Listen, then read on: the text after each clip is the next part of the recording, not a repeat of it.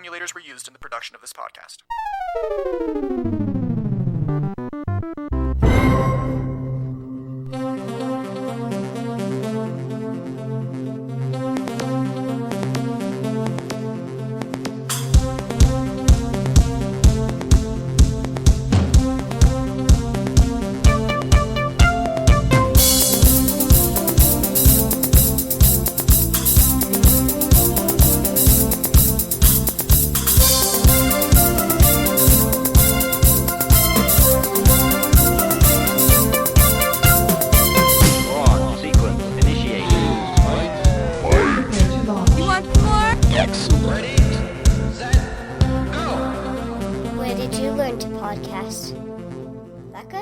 That's awesome, sweetie. Thank you. Welcome to the Atari Jaguar Game by Game podcast, where we talk all about Atari's last home video game console and its software library one game at a time. Whatever your motivation for downloading this episode, if you're feeling nostalgic or curious or derisive, it doesn't matter. I'm glad you're here. I am Lieutenant Colonel Shinto McFuzz of the Circle Reserve, and I'm here to brief you on your upcoming mission against the confusing but colorful forces of Audit. This is mission code J9001, otherwise known as Trevor McFur in the Crescent Galaxy.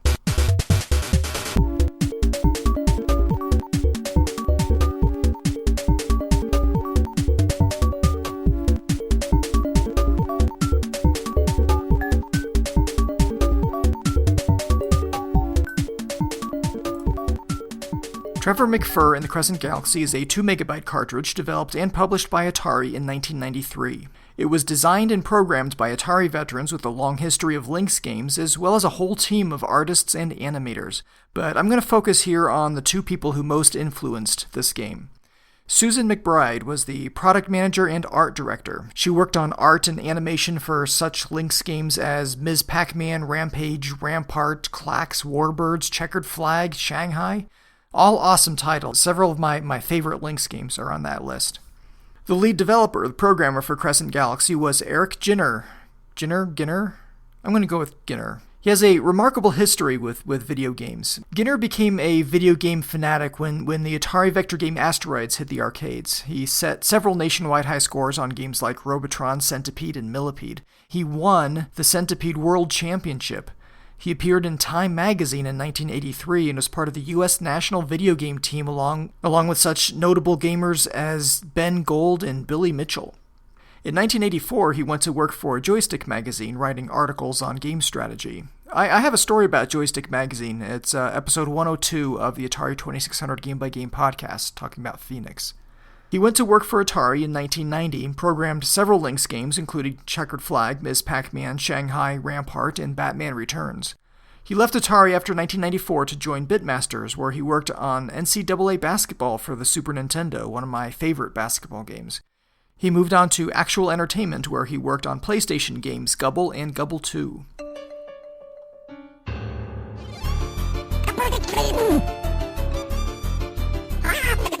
As with Cybermorph, Trevor McFur in the Crescent Galaxy is rumored to have started life on the Panther, but just like Cybermorph, I could find no conclusive evidence of this.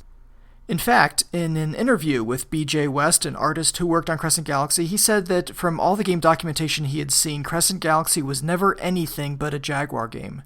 This interview, by the way, was conducted and generously provided by Jaguar researcher Ross Silliphant, known as Lost Dragon on Atari Age. Another rumor is that Crescent Galaxy was just a tech demo turned into a game, but the B.J. West interview refutes this as well. Crescent Galaxy was always intended to be a game, though there was a deliberate emphasis on color, showing off Jaguar's on-screen color palette, including anti-aliasing on all the sprite edges.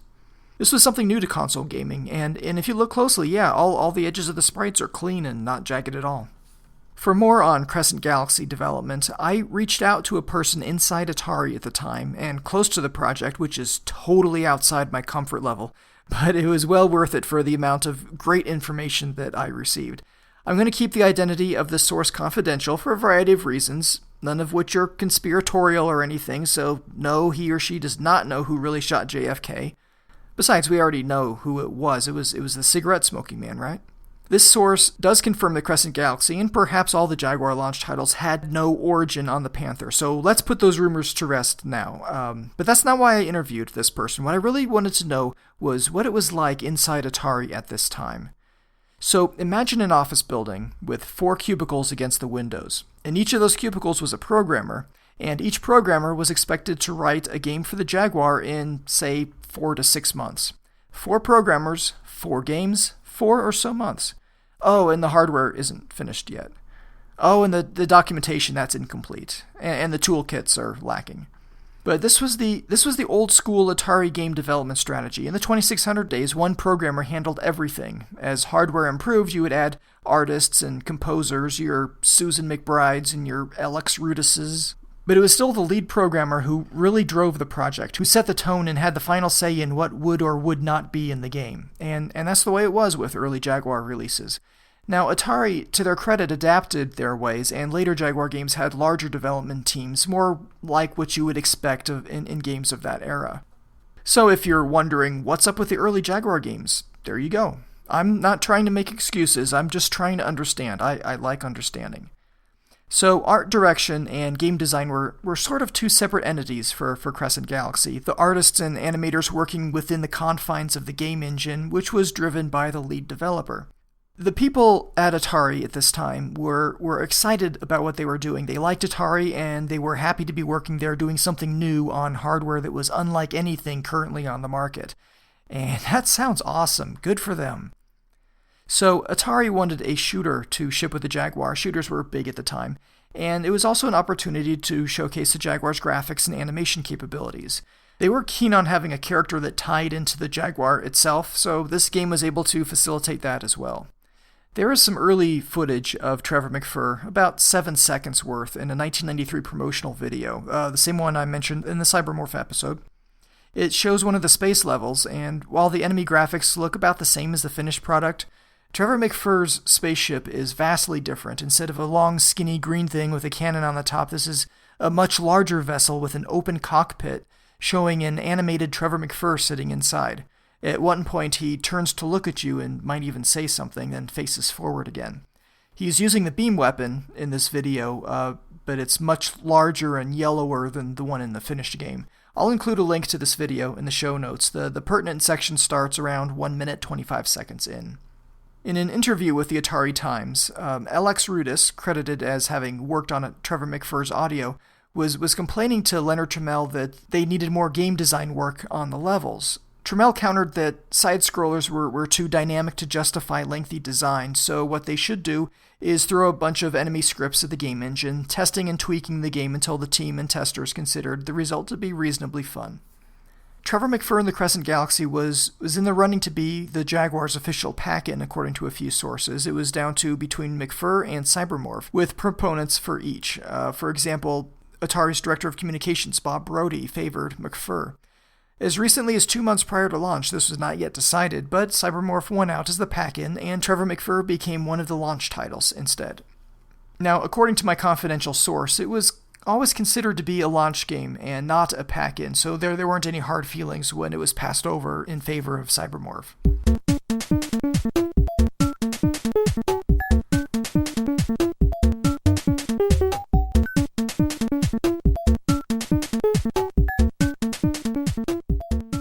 Trevor McFur in the Crescent Galaxy is a 2-dimensional side-scrolling shooter, a horizontal shooter with an offbeat fantasy space theme.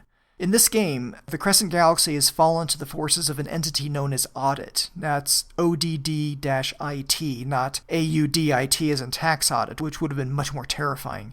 That game was kind of already done before, wasn't it? Episode 97 of the Atari 2600 Game by Game podcast. Anyway, this devious enemy, Audit, has the sole purpose of making every living thing odd. So perhaps his name uses the word odd as a verb, as in, I'm going to odd it, which I guess is rather odd in itself. All the planets in this galaxy, the Crescent Galaxy, are guarded by his blockade and under his rule, and you, yes you, are the only hope. You are Trevor McFur, the anthropomorphic Jaguar, corporal in the Interplanetary Defense Squad Circle Reserves chapter, under the command of General Patent, an anthropomorphic lion. Your trusty partner is anthropomorphic Bobcat Cutter, Now, I always assumed Cutter was a lynx, but now that I'm paying closer attention, she lacks the longer ear tufts of a lynx and looks much more like a bobcat. I have young kids, I spend a lot of time at the zoo, so Cutter the bobcat sneaks in and looks for help while you wage the direct assault as you work your way to Audit's base on the planet Cosmolite. To get there, you have to defeat the odd forces on the 4 moons, which include fighting your way to those moons and defeating the monster that tries to block your path to the moon itself. So if you're counting, that's 5 space levels and 5 surface levels, 4 moons, 1 planet, and 10 total boss monsters to defeat. There's also a bonus level after you complete each moon. In the bonus level, you fly through rings and collect power-ups. If you crash into a ring, the bonus level is over. It gradually gets faster as you go, whether or not you fly through the rings, so by the time you crash, it's probably pretty crazy fast. Prior to each of these levels and before each boss, you will have a loading screen, which contains a communication from either yourself, Cutter, Patent, or Audit himself, itself, whatever. You get 3 continues in this game should you lose all your lives, which, let's face it, you probably will. Hello, this is Greg, aka Soulblazer, co-host of the Super NES podcast, and you're listening to Shinto on the Atari Jaguar Game by Game podcast. I made a joke back when Phil launched the Atari podcast as there being no Jaguar podcast out there yet, and soon after, the great Shinto launched one. I wonder, gee, it's too bad there's really no Game Boy or PlayStation Game by Game podcast out there. Those systems really sucked. Yeah, let's see if that works. You move your ship around the screen with a directional pad on the controller. There are 3 ways your ship can dispense damage to the bad guys or whatever is on the screen, which we'll assume is bad, otherwise you wouldn't be shooting them, right? Because you're not one of those Jaguars that you see on the news at night who just flies around indiscriminately shooting everything. You're not one of those, are you? Well, either way, the A button drops bombs, which move forward and then down from your ship, B button fires forward, and the C button deploys your currently selected special weapon. You can hold down any one of these buttons for autofire. Tapping the B button will fire your weapon faster than autofire can, so while autofire can do this, tapping the button rapidly can do this. Whether or not you want to actually do that to your thumb, I can't say. If it compels you to mod your controller with a rapid-fire switch, that sounds pretty cool. I did some checking, and there is a modder known as Danny Gallagher who has designed and built a do-it-yourself rapid-fire module for the Jaguar controller. His website, which I'll link to in the show notes, is a little out of date as of this recording, but I contacted him directly to get the latest details. So, the module costs $15 US with $2.50 shipping. You can order with the email address listed on his website, expressrocket@yahoo.com. I haven't seen these boards, but Danny used to sell a similar mod pre-built into Jaguar controllers, and there are some good testimonials on his site for those. So I don't necessarily endorse these boards, I haven't seen them, but check it out all the same if you're interested. You can only have 1 bomb on the screen at a time, so there's no point in tapping it, it won't speed anything up. However, if you drop a bomb while you're at the bottom of the screen, or if it hits something, you'll release a new one. So it kind of like Space Invaders or any number of Atari 2600 games where you can only have 1 missile on the screen at one time. It is entirely possible to play Trevor McFur while holding down both the A and B buttons with 1 thumb. I do that sometimes. You can customize the controls from one of 6 profiles from the main selection screen, which I'll cover shortly. If you have an overlay for this game, it contains a picture and text for each special weapon, so you can switch between them easily. There are 9 such special weapons, and some of them are pretty neat. But I'll go over all the weapons a little bit later. The overlay that I have, it has a glossy finish to it. I don't know if they were all this way, or if, like Cybermorph, came in both glossy and matte finish. I couldn't find anything conclusive on this. If you don't have the overlay, you can find one in the manual, or if all else fails, on Atari Age. If you still don't want to use an overlay, if you've held a grudge against overlays since, I don't know, the tab ripped off the Ken Houston Blackjack Poker overlay on your ColecoVision and got stuck inside the controller forever and ever, and you've sworn off overlays for good, you can still cycle between special weapons with the Option button. Actually, Option may not be a bad way to go, because it'll only cycle between weapons for which you have a non-zero count, so it skips the empty weapons, which makes sense. If you're in the heat of battle and need a special weapon, any special weapon, try the Option button to select one. When you pause the game, now, which button does that again? Bishop, what button pauses the game? Oh no, you're not involving me in that joke. It's not even funny. Just move on. Oh, alright. When you pause the game using the pause button, You can't adjust the volume like you can with many other Jaguar games. There's a special place for volume. You can, however, change your special weapons while paused. Also in the Game Over screen for some reason, or no reason. The 0 button, or if you have the overlay in place, the blank button, toggles the music. Like Cybermorph, this only affects the title screen and a few other places because there is no in-game music. You see, Corporal Trevor McFur, he takes his job so seriously that when it's shooting time, he turns off his Walkman. That's it for the controls. It's pretty straightforward, so let's talk about the interface in the game. From the title screen, you can hit the Option button to view the high scores. This screen has a cool picture of a Circle Reserve base at the foot of a canyon wall on some desolate, orange-skied planet. There's a flag flying above the base, and all the high scores, or Circle Reserve's highest ranks, are listed on the right. Note that there are no initials on these high scores, just the scores themselves. So in that respect, Trevor McFur is also like Space Invaders in the arcade. In the top right corner of the high score screen is your latest score. From this screen, you can hit one of the fire buttons to return to the title screen, or wait about 27 seconds and it'll do it for you. Why I actually timed this, I don't know. That's not the last time I timed something in this episode either. When you start the game, and in between worlds, you are presented with a main selection screen. From here, you can select which level to tackle, be it a moon or the planet, using a map in the top left corner of the screen. Note that you cannot select the central planet, Cosmolite, until you've conquered all the surrounding moons. Once you've conquered a moon, it's covered with the Circle Reserve logo, and you can no longer select it. Along the bottom of the screen, you can get information about the currently selected world, including a brief slideshow of enemies that you'll encounter, which you can cycle through with the A button.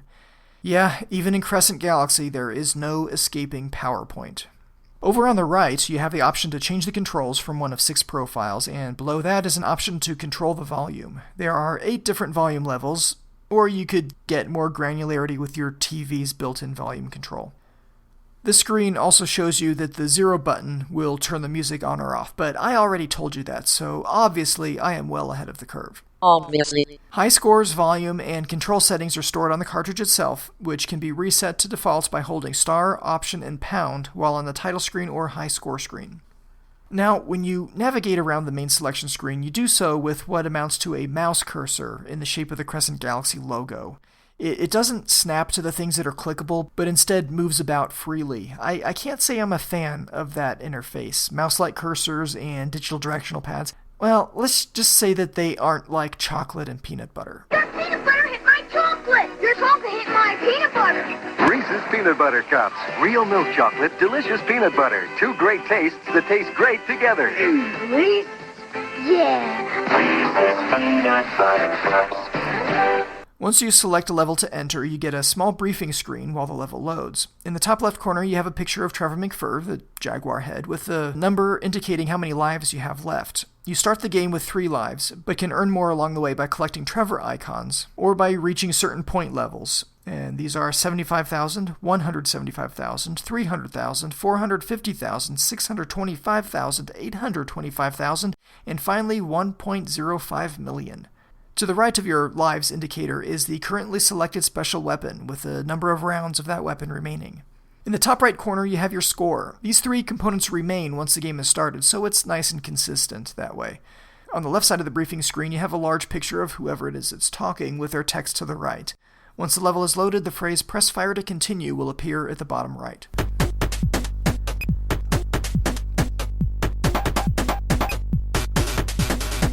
You initially start the game with one of each special weapon, and if you pick up the Circle Reserves power-up, you can get an additional set of specials, one of each.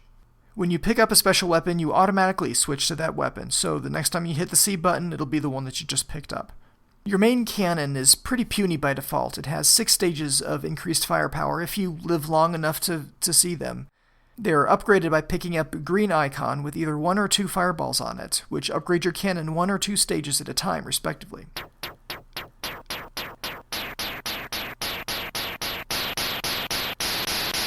There's also a power-up for your bomb. The icon is a square with the capital letter B on it. Kinda looks out of place with the rest of the power-up icons, but oh well. There are 2 levels of bomb upgrades, making 3 total types of bombs.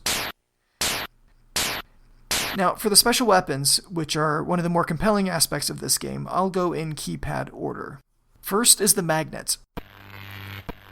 This flies across the screen, sucking up most enemies as it goes, and damaging if not destroying them. The icon looks like a traditional U-shaped magnet with a curve on the left. Next up, the tracer. This one bounces around from enemy to enemy. If you time it right, or are lucky, it can destroy several enemies until it bounces off the screen. If you time it poorly, or are unlucky, it'll hit one enemy and bounce off, making you feel a moment of frustrated disappointment. The icon is a ball-shaped image made up of 3 segments. The beam weapon is a thick, intense burst that stretches across the screen and does a good amount of damage to enemies on screen. It lasts for about 6.5 seconds, works great against end bosses, and its icon shows a long, thin rectangle. The Flash is a superhero who can run very quickly and wears a snazzy red... Shinto, stop. You're no fun today, Bishop. Okay, the Flash is that type of weapon that damages or destroys all the on-screen enemies in an instant. Its icon is a big white square. There's a missile that is, well, like a missile. It shoots out and then explodes, causing some splash damage around it. The icon is, well, like a missile. The ring weapon is a ball that orbits rapidly around your ship, destroying or damaging everything it touches. It lasts about 7.5 seconds and keeps you fairly well protected. The bolt weapon is kind of neat. It is a vertical column of destructive energy that grows in height above and below as it stretches across the screen. Its icon looks like 2 flattened ovals. The shield encases your ship in an indestructible emerald shell. It lasts for about 7.5 seconds, flickering for the last second or so before it disappears and leaves you once again highly vulnerable. The icon kind of looks like a green egg-looking thing. And finally, Cutter, your faithful cat companion. Activating this weapon will summon her to your side for a short time, where you will be assisted by her superior firepower and her complete invulnerability. Kinda would have been nice of her to share that trick with you, Cutter, you greedy she-cat. While Cutter is on the screen, you can use other special weapons at the same time. But what you can't do is hear her. Cutter is not only invincible, but completely silent as well, like a ninja. A ninja with a spaceship that changes its paint job with each moon. There's one more item you can collect. This is not in the manual. A swirling blue spiral. That's good for 5,000 points. On some of the moons, you'll find a circle reserve base halfway through. It looks just like the base on the high score screen, and these bases will throw out power-ups for you as fast as you can pick them up.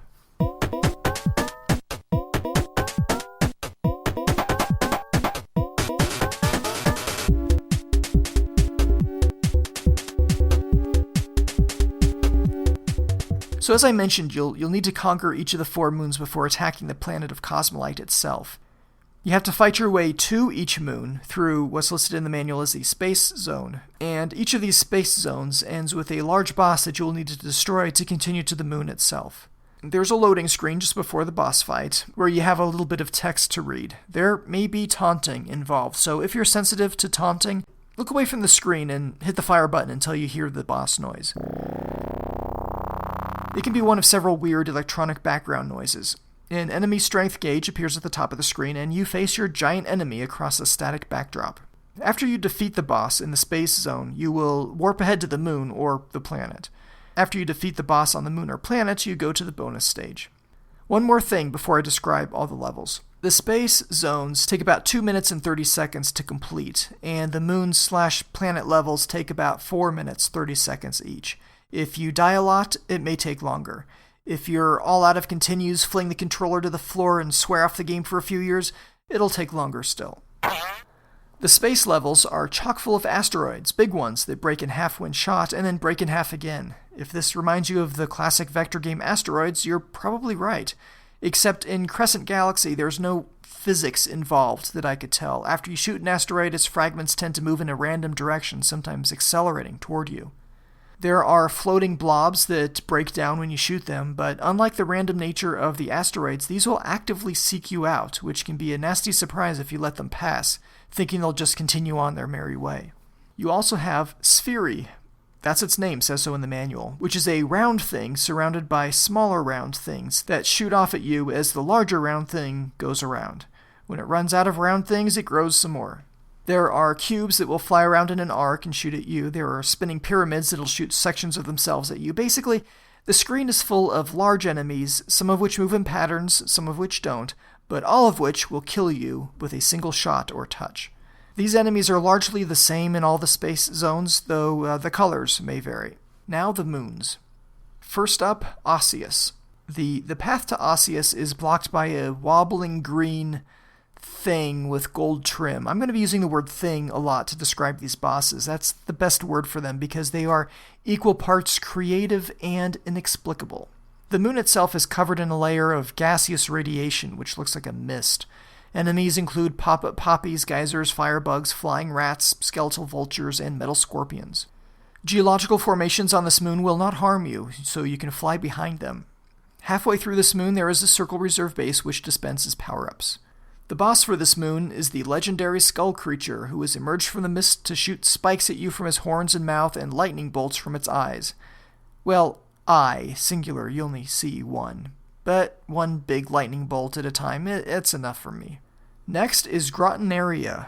I'm covering these in no particular order. The path to Grottonaria, the Space Zone boss, is a spinning purple and gold statue thing. On the moon, you're flying through a cave system. You'll need to avoid contact with the stalactites and stalagmites, and everything else. Except for the power-ups. Those are okay, you can get those. Enemies include slugs and some sort of purple bipedal triceratops that run along a shelf in the background. Bouncing around everywhere else, you have glowbugs, bats, cyber spiders, big ones break into smaller ones, but they're all bigger than you are, and flying dinos. There are also stalactites that will break off from the ceiling as you fly by. Okay, nitpick time here. The manual lists these as stalactites with a G, which is wrong. Stalactites has a C in it. They hang from the ceiling, C for ceiling, get it? Stalagmites, which come up from the ground, have the G for ground. That's how it works out. So the manual has it wrong, but it really is a common misspelling. I was in a cave system in Tennessee just last week, and the tour guide got it wrong too. The tour guide. So yeah, good thing I took the time to point this out. There is no circle reserve base on this level, so you're on your own for power-ups. The boss for this moon is a half dinosaur, half tigger. See, its bottom is made out of springs. The tail will break off before the boss is destroyed. Before I get to the third moon, I will mention that after you complete 2, you will get a promotion to lieutenant, which from corporal is quite a field commission. The third moon is Equilibriumite. The Space Zone boss is said to be the perfect combination of organic life and mechanized death, and I'd have to say it looks a little bit like a hula dancing insect, and it can lose an arm during battle. The moon is a swampy place, filled with pillbugs, vengeful ferns, according to the manual. See, it's always good to know the motivation of your vascular plant life. Fireflies, the insect, not the old transport ship. Ain't nothing in the verse would make me shoot down one of those. A ship like that'll be with you till the day you die. Where was I? There are gundinos, Seymours, sadmasks, and skullbats out to get you. These enemies employ different strategies. Gundinos will surround you. Seymours move fast and fire quickly and then retreat. Halfway through this level, there is a circle reserve base for all your power-up needs. The boss monster on this moon is a giant humanoid mud-flinging mud monster. Finally, we have the moon Zephyria, the strangest moon in the Cosmolite planetary system. The space boss is a mechanized terror, a bird-like metal thing with a tail curled underneath it. The manual says that Zephyria has no core, that the moon consists of colorful nebulae. The plural of nebula is nebulae. Nebulous is also used sometimes, but nebulae is all wrong. But I'm not here to nitpick the manual, though my track record on this so far is pretty poor. So let's move on. The manual says that there are floating segments of rock creating islands in the sky. It sounds cool, but that doesn't really describe what you see when you visit this moon. You're flying past a blue backdrop containing numbers and symbols, and travel past large rectangular blocks that will kill you if you run into them. Enemies include spinners, hummingbirds, which my daughter implored me not to shoot, dragons, and cyber cherubs, which are giant metal babies with sunglasses. Don't ask. There are letters and numbers scrawled on these floating blocks, and I've determined that most of them seem to be initials of the people who worked on the game, so here they are. So there's a large block that says CB, BJ, 7, 10, 68, GIN. So CB would be Cheryl Blaha, an animator. BJ would be BJ West, another animator. And GIN seems to be a reference to Eric Ginner, or Ginner, I still haven't decided, whose birthday I would assume to be July 10th, 1968. I feel terrible now, I didn't get him anything.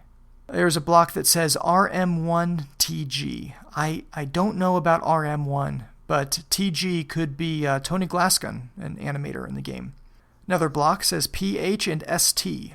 The PH could be producer Purple Hampton, and ST could be Sean Tsai, who is an animator and actually created most of the boss monsters. Another large block says MCB-AB52468. MCB, I guess, is Susan McBride, whose birthday may be May 24th, 1968. AB, I think, is Andrew Burgess, who did some additional programming in the game. And the last block, WIGD. I think WIG would be Linnea Wilgren, the lead animator. The D, I don't know. I'm just going to say that it is Donald Wang, another one of the large animation staff. The boss on this moon is a fish dragon. Its wings move like undulating fins, but otherwise resembles a dragon. It shoots 2 different fireballs at you and can lose one or both of its wing fins as the battle progresses. Finally, after all 4 moons have been completed, you can access Cosmolite. Sorry, PowerPoint fans, there is no slideshow for Cosmolite on the main selection screen. The boss for the Space Zone on the way to Cosmolite, as my daughter described it, is a blue woman pirate unicorn with a jetpack.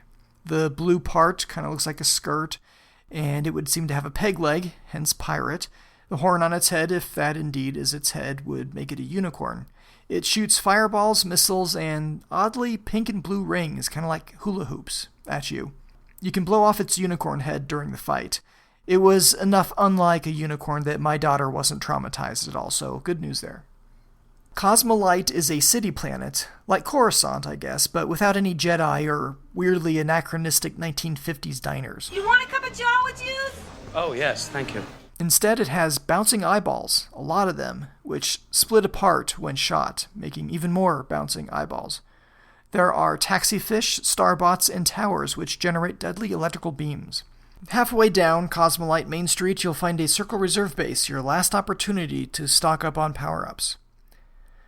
The final boss and ending of this game, those could be considered spoilers. Therefore, Bishop, spoiler alert. Spoiler alert. Spoiler alert. If you wish to avoid spoilers, skip ahead 34 seconds on my mark. 3, 2, 1, mark. The final boss in Trevor McFur in the Crescent Galaxy is Audit, a big stomping pillar of flaming faces. Faces, as it turns out, of the developers and animators. It stomps around and rapid fires fireballs at you. When you finish the game, you get a picture of Trevor and Cutter, like the one on the box, which I'll get into shortly, surrounded by some moons. It includes this text. Congratulations, you've saved the Crescent Galaxy. TM and C are now a household name. Long live the Circle Reserves. You can't do anything but reset the game at this point. End of spoiler. The remainder of this episode is certified 92% spoiler-free. There weren't any tips in the manual, but I'll still give you a couple, and I'll throw in ones from GamePro magazine, and there's at least one more coming up in the listener feedback. I found that the flash and the beam weapons work best against the bosses, so try to save some of those for the end of the level if you can. Alternately, if you have a few shields, you can keep activating your shield while you park yourself near the top of the boss and rain down bombs while shooting forward for good measure. This will tend to wear down the bosses reasonably quickly. GamePro magazine provided some better tips than the ones that I have. There's only one power-up on the screen at one time, so move fast and collect them so that another can appear. Look for weak points in the bosses by watching their health bar. Once it drops more rapidly, you found it. Don't shoot asteroids that don't give you power-ups. Dismemberment is the key to success against some bosses. It's almost impossible to fly through all the rings in the bonus stage at high speed, so skip the small rings that are hard to navigate. There is a way to cheat in this game. It requires 2 controllers. During the title screen, enter the numbers 1193 on controller 1's keypad. 1193, or November 1993, the month of the Jaguar's release. There's no confirmation that this has been done successfully, but go ahead and start the game anyway. Once you enter a level with controller 2, you can press the option button to skip to the next stage. You can push left on the D-pad to slow down or even stop enemies in background graphics. Right on the D-pad, the more times or longer you press it, will bring you all the way up to ludicrous speed. Ludicrous speed! Go! You can speed up or slow down just the background graphics using A and B respectively. This is all still on controller 2. If you hit the C button, you can fire the current special weapon without depleting your inventory. You can cycle through forward gun power-ups with the 1 button, and likewise bomb power-ups with the 2 button. The 3 button will mark all the moons as completed, and the 4 button will toggle invincibility. You can still run into enemies and blow them up, but you will emerge without a scratch. You can cycle through the sound effects with the 0 button, and play the currently selected sound effect with the star button. Hold down the star button to play some of the longer sound effects. So that's it. I was able to turn the cheats off by re-entering 1193 on the title screen, but then couldn't turn them back on again without power cycling the Jaguar. That's about it for the game, so let's talk about the packaging. The box has the name of the game at the top, with Trevor McFur having a purple gradient, and the Crescent Galaxy logo somewhat below that. The artwork is dominated by Trevor and Cutter in a movie poster-like embrace, cat heads and pods showing out of their flight suits. The background is the city of Cosmolite with a zoomed-in view of your fighter.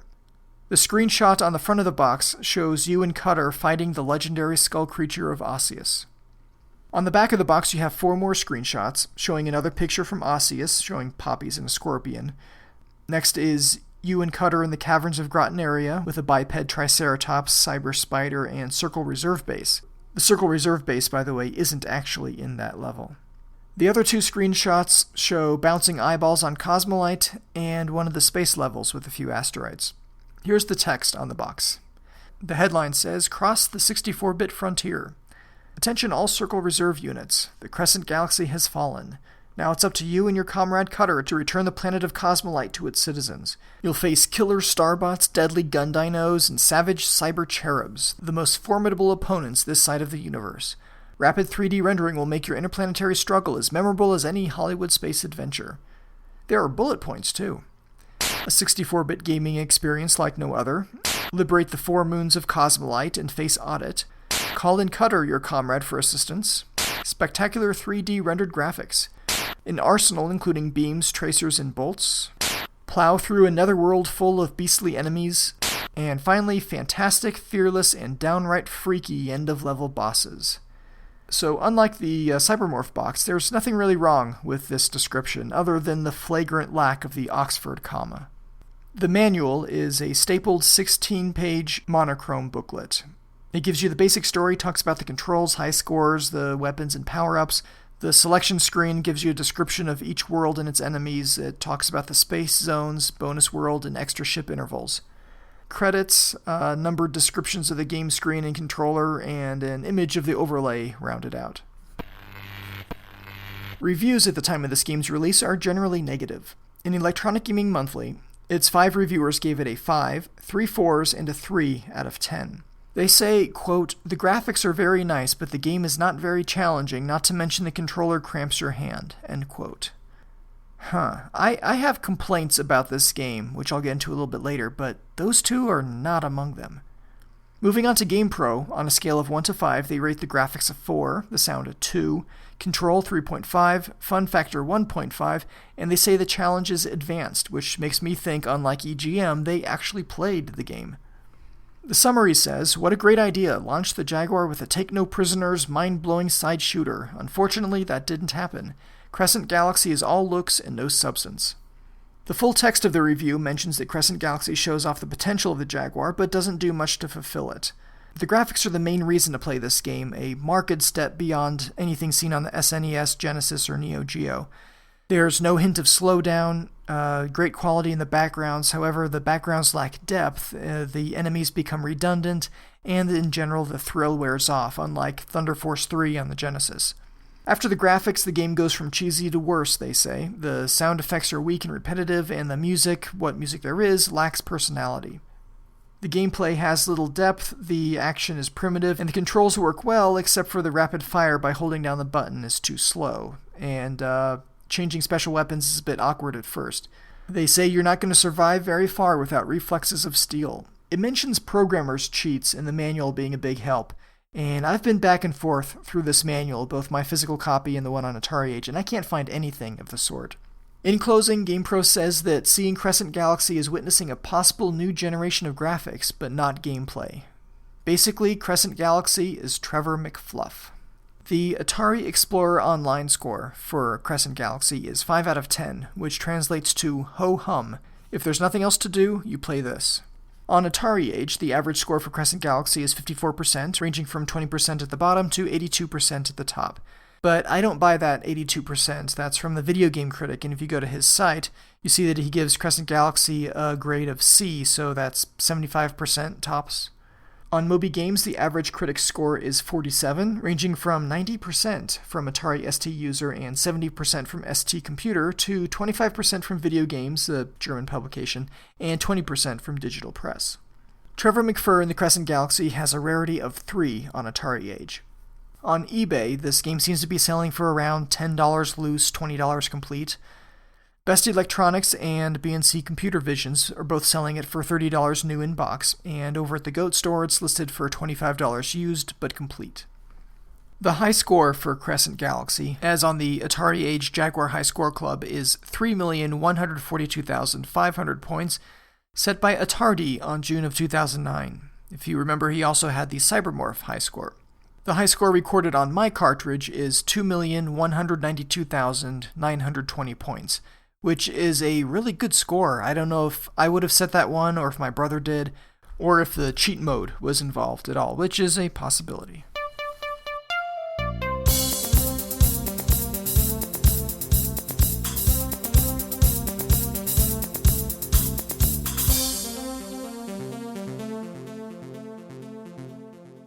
I held off on buying Trevor McFur in the Crescent Galaxy for a while, mainly because it was named Trevor McFur in the Crescent Galaxy. I would have felt a little self-conscious carrying it up to the counter at Walden Software with the silly name and unmanly box art and saying, "I would like to buy this, please." But eventually I did. I think it was marked down, I was hungry for JAG games, and this was the only one at Walden Software I didn't already own at the time. I've heard a lot of complaints about the game's lack of parallax scrolling, but I would compare it to the only other side-scrolling space shooter I had at the time, which was Super R-Type on the Super Nintendo. In Super R-Type, or at least as far as I was able to get in the game, which is not very far, you have the background and you have the foreground. There's your parallax, and Crescent Galaxy can do that. But, it's not that simple. The backgrounds are so detailed, they show so much distance that it's obvious, blatantly, painfully obvious, that it's just a flat image scrolling by. The game tries to leverage the background sometimes, like enemies emerging from the mist of Osseous or walking along the ledge in Groton area. The problem is, the front part of that ledge moves by at the same rate as the back part of the ledge, so unless you're looking at a screenshot, it looks totally flat and the effect is completely ruined. So it's not that Crescent Galaxy lacks parallax scrolling in the technical term, it has just as much as Super R-Type, but the background graphics are rendered with so much depth and detail that the animation of it needs way, way more parallax layers in order to do the background justice. So instead of 2 layers, not including the layer you're on, you would need, 4, 8, 32 layers to match? Here's what I like about the game. The special weapons are pretty cool and inventive, like the magnet and the beam and the bolt. The computer-generated graphics look fantastic. Crescent Galaxy was doing 3D rendered computer graphics a year before Donkey Kong Country made it trendy. There's a wide variety of enemies, at least on the moons, not so much out in space. The bosses are big and weird, often completely alien, and they're all animated in different ways. Lots of creativity went into those.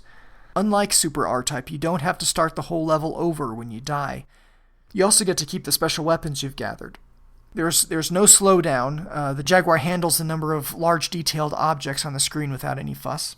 And I like the stereo separation in this game. I think it's a nice touch. You heard some examples of this in the special weapon sounds, but wherever your ship is on the screen, left, right, or in between it, the sound of its shots originate from the correct audio channel. Now for what I don't like. The name. I'd have to think that I was the exact target market for the Jaguar when it launched, a teenage male with disposable income, but it's hard to get excited about a game called Trevor McFur in the Crescent Galaxy. There is zero progression in this game. Within the first few seconds of starting a level, you see all the enemies that you're going to see in that level, except for the boss. And each level seems to be equally difficult. It's just that the moon ones you have to endure for an extra couple minutes. The music. I like quirky, I really do, but I just can't get into this music, try as I might. It just rubs me the wrong way. I don't know if I'm just terrible at these games, that may be, but this game is incredibly difficult. With so much flying around the screen at one time, the one-hit kills are infuriating, especially when you've finally maxed out your firepower, and then you get clocked by some flying purple blob and have to start all over again with your glorified BB gun. A small shield, even absorbing 1 or 2 hits, would have gone a long way, in my opinion. And finally, the pickup sound when you snag a weapon or power-up. It sounds, I don't know, incredulous. What? So imagine that you're making a shooter-style video game, and you have a checklist of what that game should include in front of you. I'll read off that checklist now. Great graphics, lots of neat weapons and power-up options, huge variety of enemies, lots of giant, impressive bosses. Challenging, gotta make it challenging. Animal characters are cool. Yeah, that's about it. It's a good checklist. Trevor McFur in the Crescent Galaxy can tick off each one of those 6 qualifications. It's got it all, it's just not, Bishop. I need help finding a word. Please define the word you are looking for. Okay, so a feeling of satisfaction, providing a sensation of compelling enjoyment that you remember fondly and yearn to re-experience. The word you are looking for is fun. Yes, that's it, fun. This game is not fun. I do not enjoy playing this game, not for more than a few minutes. When you're checking your stopwatch to see when will this level end, you're not having fun. The No Swear Gamer scale that I use on this podcast has 4 levels, consisting of Hall of Fame, Solid, Meh, and Trash. I'm going to give Trevor McFur in the Crescent Galaxy a rating of Meh. Working your way through the game to see all the cool graphics and wild boss monsters might be a good reason to play it, but it kind of feels like a chore to do so. It's equal parts beautiful and mundane, and after putting together this podcast, it's honestly not a game that I'm likely to revisit anytime soon. But that's my own opinion. What do you have to say? On Facebook, I asked people to rate this on the No Swear Gamer scale, and this is what they said. Timothy says, I have it, but meh.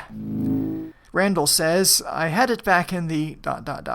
and liked it, but would never consider it solid, so meh. Christian, host of the new Atari Lynx Game by Game podcast, check it out at lynx.gamebygamepodcast.com, says that this game is great. He likes difficult shmups, and while Crescent Galaxy is no R-Type or Gradius, it is fun. He, actually beat the game and walked away feeling like a boss. That's quite an accomplishment, Christian, wow. He goes on to say, quote, if nothing else, a good game makes you feel good after playing it, and I'm sure the years have warped my perception of this one, but I'm just going to keep the good memories of it instead of popping the cart in. He gives it a rating of solid. Thank you, Christian. Hey, Bishop.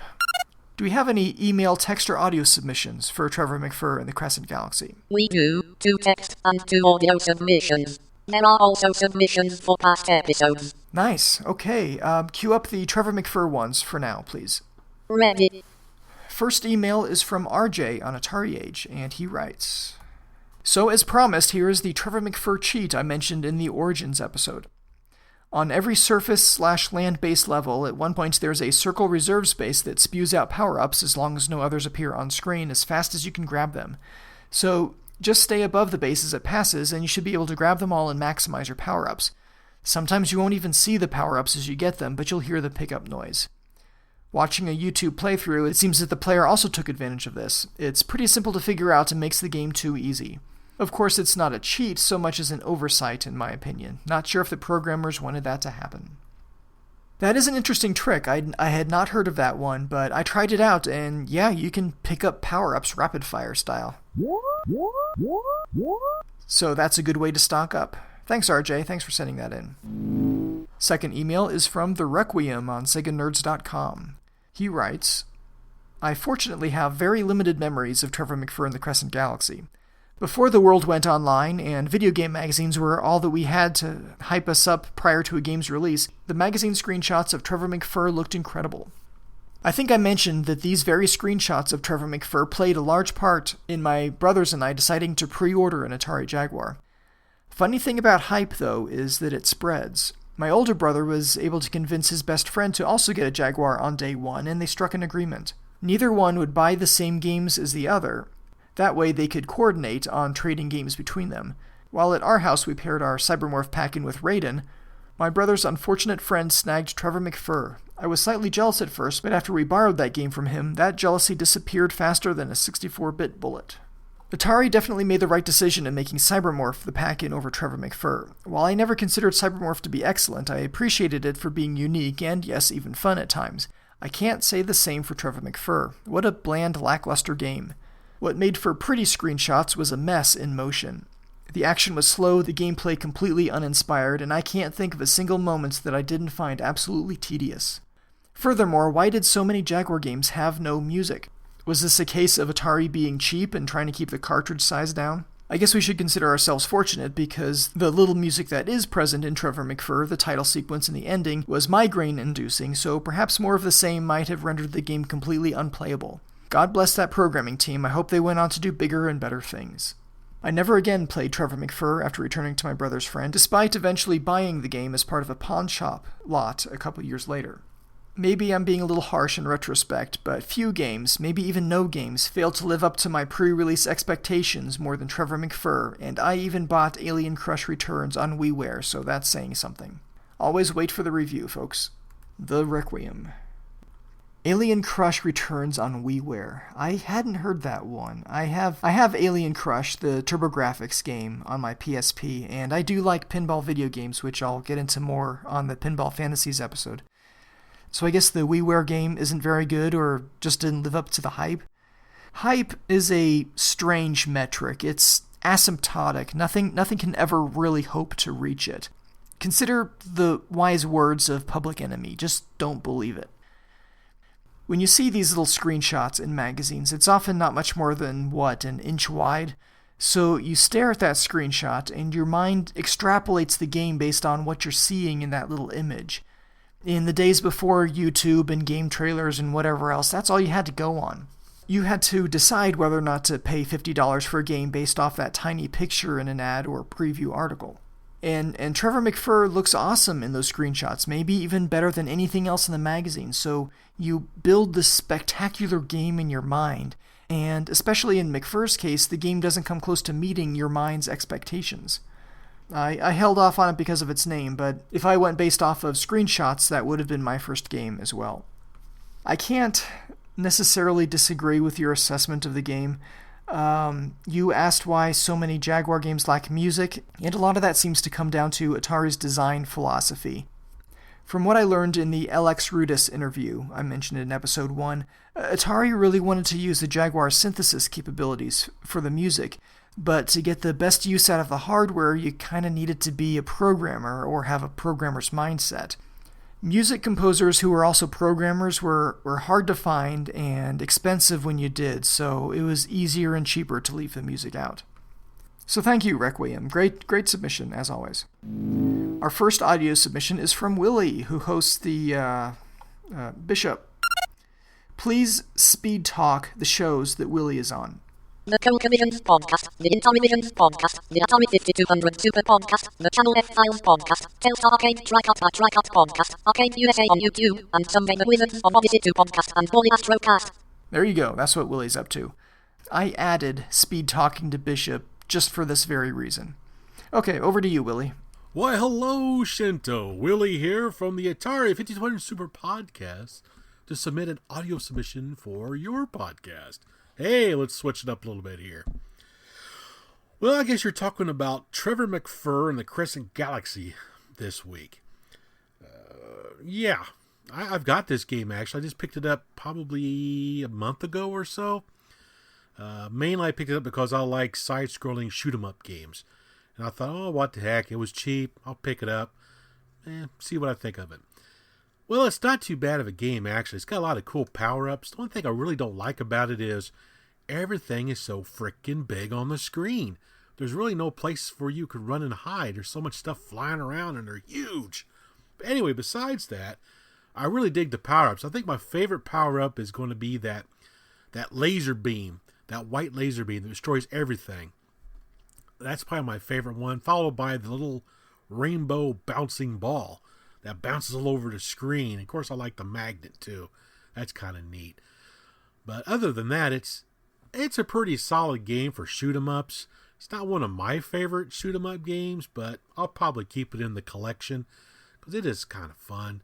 I do get a kick out of the little messages in between the screens, especially the very first one, where you have the Lion General talking to you, and he's called General Patent. That's pretty funny. Anyway, I've had my Jaguar for quite a while. I mainly bought it for Tempest 2000. I made myself a custom rotary controller for it, so I can play Tempest the way it should be played, with a rotary dial. And it adds a whole new dimension to the game on the Jaguar when you use a rotary dial with it. It's a fairly easy modification to do. It's pretty cheap as well. But I got a few games in my Jaguar collection here. I've got, let's see here, I got Ruiner Pinball, Power Drive Rally, iWar, Raiden, Checkered Flag, Defender 2000, oh yeah, Wolfenstein 3D, Missile Command 3D, Iron Soldier, that's right, Iron Soldier. And of course I have Cybermorph. I don't play Cybermorph very much. I really don't like Cybermorph. When I do play it, I just turn the sound off and I listen to The Urge, It's My Time to Fly. I play a little bit better when I listen to that. But anyway, keep up the great podcast, man. I'm so happy that you start up a podcast of your own because I've always liked listening to all your audio segments. And you're doing a heck of a job on the Jaguar podcast. One of my favorite Ataris out there. Anyway, enough rambling. It's time to go record a new podcast of mine. So, catch you later. Thank you, Willie. The special weapons are cool, and the enemy objects are very large. Maybe that's why your ship was made smaller from the time the promo tape was put together, to better fit among the giant asteroids and everything. If nothing else, it shows that the Jaguar had no problems throwing around large, colorful animated sprites, and lots of them. I've never played Tempest 2000 with a rotary controller. I remember seeing early plans for one in the mid-90s, which required sacrificing an Atari 2600 driving controller, but I didn't want to do that.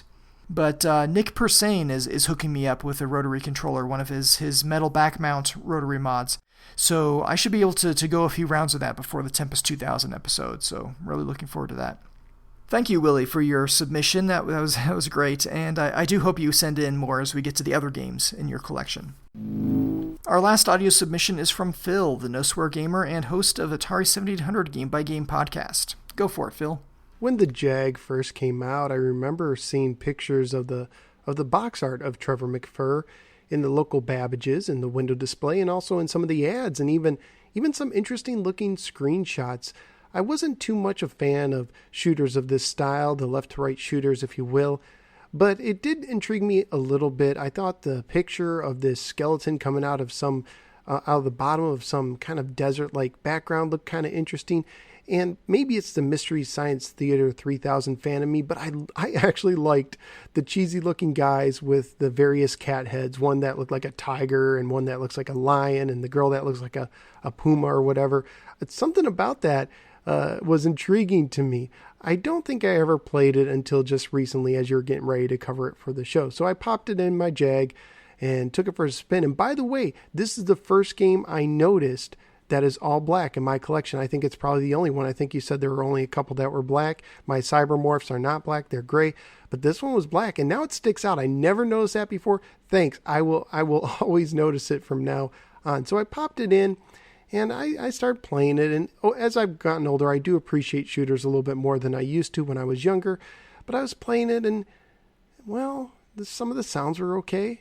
and I guess the graphics are okay, but it just didn't really pull me in, and it just wasn't exciting. I can't quite put my finger on it. Part of it might be that it seemed like no matter where I started the game, every first level started out the same with kind of a generic background, and you have these asteroids coming at you that get smaller. It's like you're playing a version of asteroids within the game, but I didn't want to play asteroids. I wanted to play a shooter. And I don't know what it is. I think part of it too might be the background. There's something about the background. I don't know. You remember those Scooby-Doo cartoons where the scene would you could tell that they were animating and they were just like rotating the background over and over again. I kind of got the feeling with this game. I felt like the shooter wasn't taking place in space, but in some sort of TV show where the background was just being rotated as you flew around. It didn't match up well. I think it has something to do with the fact that the way that they rendered the background and the way that they rendered the characters looked a little more cleaner and they pop out a little bit more, but it almost looks like some sort of an internet game where you can tell there's like one of those Flash games where it just seems a little bit off. And maybe it's a Java game. My friend does Java games, and he did a game that reminded me of this. And they just don't match up well. Like the 16-bit shooters, they all looked like they came from the same universe. It looked like the backgrounds matched the pixels of all the characters. This one, there was just something about it that was just slightly off where it just didn't seem to match. And most of the backgrounds were just not that interesting as well. I think maybe if they added a second level of parallax in the background to give it some more depth, it would have definitely helped. Yeah, putting this stuff up front kind of helped, but I didn't feel like I was playing a shooter. I felt like I was playing some weird game where some guy was rotating the background and I was just kind of playing along like one of those old handheld games that were mechanical and the background rotated. So I guess it's the background that really gets to me, and the game just wasn't that exciting to me for the most part. Sorry, it plays fine, but it just isn't that fun, and I didn't even know how many continues I got. I couldn't find it in the manual. Hopefully your show will help me on that. I'll probably go play it again so I could do a review of it one day on my YouTube show, but as far as ratings go, this one gets a meh. Not only does it get a meh, but this might be the most meh game I've ever played. It doesn't excite me, but it's not trash. It's perfectly meh. I'll tell you one thing that they could have done to make this game better. If when your little characters talked, if they moved their mouths a little bit, if they just did one little frame of animation to make their mouth open and close, I think that would have made me chuckle and would have added to my enjoyment seeing the little lion face guy talk. And, with this game and Cybermorph, sometimes I remember thinking this when they first came out.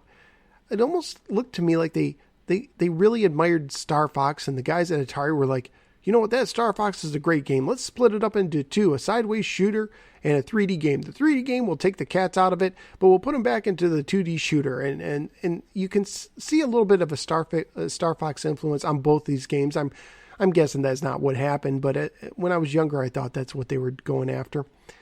But it's a shame because neither game really lives up to Star Fox in my opinion, but Cybermorph is definitely the better of the two. I forgot to say last time too. As far as Cybermorph goes, there's a lot of people who like to trash the game, especially the, where did you learn to fly? I think that those people are people who either A, are just jumping on the bash Cybermorph bandwagon, or B, they're people who played the game for about 2 seconds and gave up on it until without getting a chance to actually figure out the controls. It does have a little bit of learning curve. So that's just a couple extra 2 cents on Cybermorph. Thanks again, Shinto, for doing the show, and I look forward to future episodes. Take care, bud. One frame of animation for talking cats in the briefing screen. I can picture that in my mind, and yeah, that does look kind of awesome. I can agree with your assessment here. The backgrounds do feel a bit synthetic, and the moon levels more than the space zones. There was some effort made to blend the two, background and foreground, as I mentioned earlier, but it's not entirely convincing. Playing in the cheat mode where you can speed up the background animation, that'll totally ruin the effect as well. So you mentioned the Cybermorph bashing bandwagon, and one of the reasons I wanted to do this podcast is because the Jaguar bashing bandwagon is so popular. How many worst consoles of all time or worst controllers of all time internet lists do you see the Jaguar featured? Far too many, in my opinion. There's a lot to love about the Jaguar, and mocking something is much easier than trying to understand it. So I wanted to try to understand it. Even though I've had it ever since launch, I like taking a long look at each game I cover and trying to understand why it is the way it is, take it for what it's worth, and to try to have fun with it without any prejudice or undue comparisons. Thank you, as always, Phil, for your submission and your support. Hey, Bishop, what feedback do we have on past episodes? There are 2 text submissions for past episodes. Okay, let's see them. Ready. The first is from our friend Greg Soulblazer from the SNES podcast, with some feedback from episode 2, the Cybermorph episode. I just wanted to drop a few lines about how much I enjoyed the last episode, and a couple things I forgot to mention so far. For someone new to the podcasting world, you're doing an incredible job. All that time spent submitting audio submissions and listening to other podcasts has really paid off, and you're going to have a hard time keeping that high bar you've already set for yourself. It's going to be interesting to hear how you handle Jaguar games as you go through the catalog. You seem determined to keep a middle-balanced approach despite the passion this console inspires on both sides, and I congratulate you on that. It's not an easy thing to do. The games for the console are very interesting. You may have a different opinion on this than me, but it's always struck me in reading and hearing about the console that the Jaguar was a very good 2D system and could handle and play games better than the 3DO and the CDI, its main equal competition when the console came out. And of course, even more powerful than the Genesis and Super NES. But a lot of the games seem like they could be done just as well on 16-bit systems and didn't have major upgrades when they came over to the Jaguar. Then when word came down the pike about the Sega Saturn and Sony PlayStation coming out in 1995, which were capable of doing 3D games, Atari seemed like they panicked and insisted on 3D games being made for the Jaguar when it really wasn't built for it. Granted, those early 3D games were very rough, but gamers craved that at the time, and in trying to deliver, Atari fell behind even more. I'm not sure that the system would have done any better if the games had all stayed 2D. There were numerous other issues and problems, but the games would have looked and played better. Also, I'm a little surprised you didn't mention anything about Atari's unusual choice for the power supply for the Jaguar. Having a system require DC power when most consoles used AC was something I never understood. Was Atari trying to make extra money by doing repairs on systems that people accidentally blew out? Knowing how cheap Jack and Sam were, the answer is probably that they got a good deal on the power supplies from a company and didn't care about DC versus AC. I'm curious if you found anything about this while doing your research. Finally, do you plan to cover any telegames and or homebrew releases also, that is, games that came out after the commercial life of the system ended? Keep up the awesome work, Greg. You know, I don't find the DC power adapter for the Jaguar unusual at all.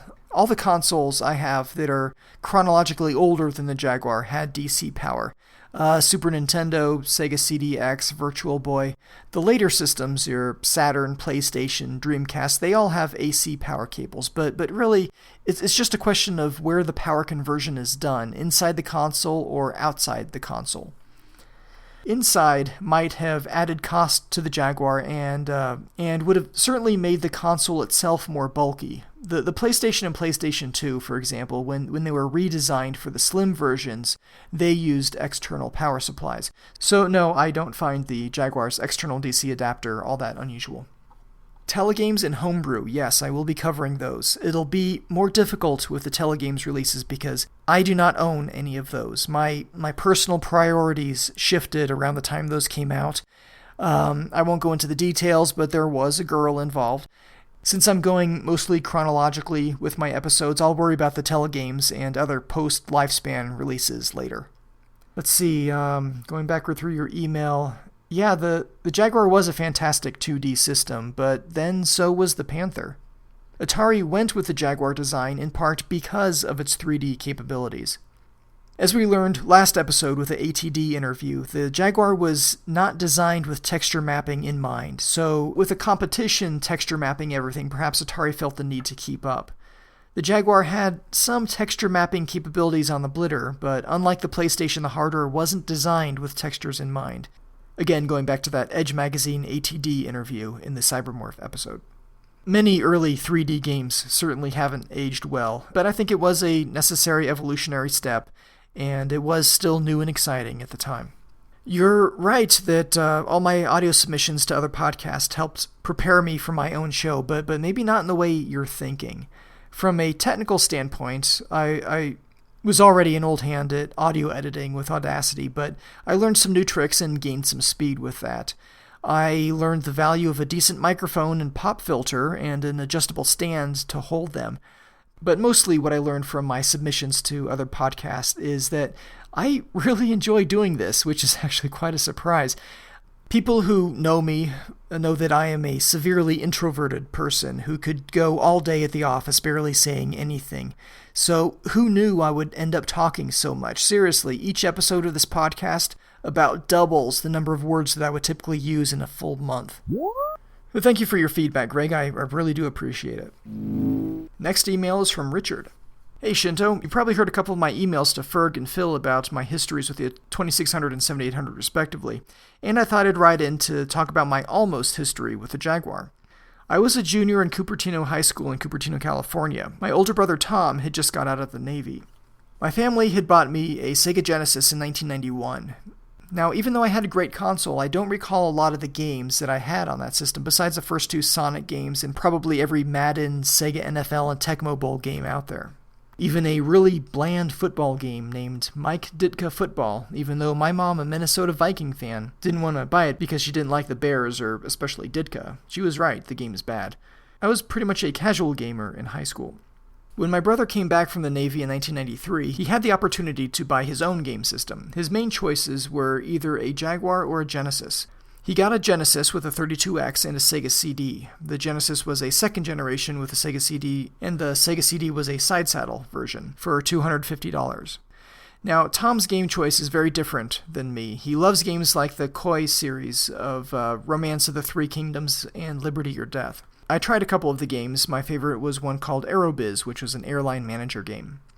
Thinking about the 32X and Sega CD, I looked at the Video Game Critics Index for the games he reviewed on those systems, and I can only recall a couple of games. Virtua Racing, Doom, and Star Trek Starfleet Academy on the 32X, and Road Rash on the Sega CD.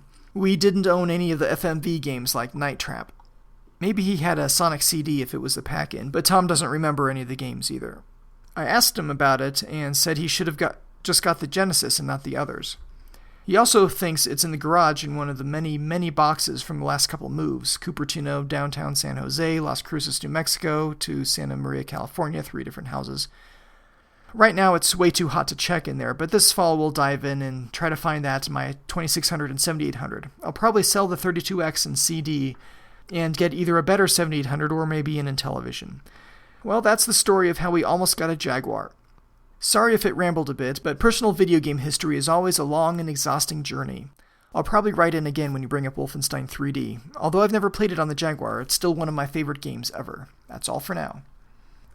Thanks, Richard. I have a long and convoluted history with the Sega Genesis myself, having owned one 3 separate times. Well, the first my brother bought, but I had one of my own as well, bought mainly to play Flashback, which I'd seen at a friend's house and was thoroughly impressed. But both my brother and I sold off our Genesi at separate times. I now have a CDX, and it's so compact and versatile that I have no intention of getting rid of it. If your brother was into historical simulation games, he would have been sorely disappointed with the Jaguar, so probably better that he went with the Genesis. It's a different sort of game selection on the Jaguar. Maybe that's one reason why I like the Jaguar. Very distinctive game selection and a lot of platform-exclusive games. What else? Wolfenstein 3D. Yeah, I do hope you write in for that episode, which will be, let's see here, episode 13. But thank you for your email. Even if it's an almost history with the Jaguar, it's still interesting to know the decisions that people made and why. So that's going to do it for Trevor McFur in the Crescent Galaxy. Upcoming games include Club Drive, Raiden, Evolution Dino Dudes, and Checkered Flag in that order.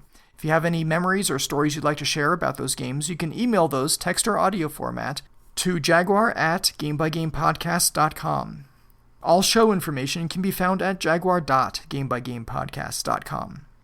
There is a brief storytime segment after the music if you'd like to stick around for that. If not, remember that there is a lot of good out there in this world of ours, even with widely ridiculed video game systems. So do try to keep an open mind and a joyful heart. Thank you for listening.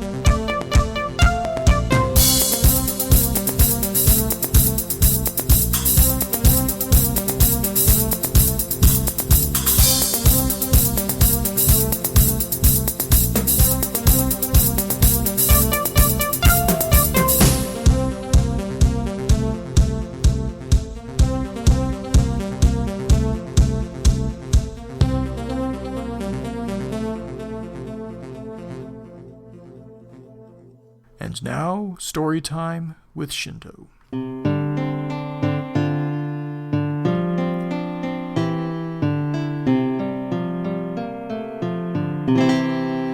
So, the manual for Trevor McFur and the Crescent Galaxy makes it sound like odd is a bad thing. But, in fact, my wife and I, before we got married, we had a little friendly competition between us, which one of us was the most odd. We would give each other oddness points for weird things that we did. And, I was winning in oddness points for a short time, but eventually my wife won out. She is more odd than I am, apparently, and that is actually a compliment. I wouldn't have it any other way.